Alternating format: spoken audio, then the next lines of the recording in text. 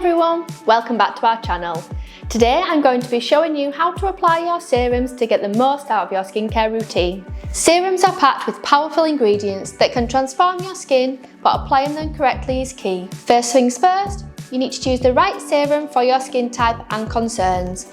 Whether you're looking to hydrate, brighten, treat acne or reduce wrinkles, there's a serum out there for you. Now, less is more when it comes to serums. Apply a few drops of serum into your fingertips, gently press the serum into your skin, starting from the centre of your face and moving outwards, and don't forget your neck. Allow the serum to absorb fully into your skin before applying your next product. After your serums are fully absorbed, follow up with a moisturiser to lock in all those beneficial ingredients. This will also help to keep your skin hydrated and protected throughout the day. If you're doing your skincare routine in the morning, apply sunscreen. Sunscreen is crucial to protect your skin from UV damage and to keep your skin looking youthful. And that's it. Applying serums correctly can make a huge difference in your skincare routine. Remember to be gentle and patient, and your skin will thank you for it.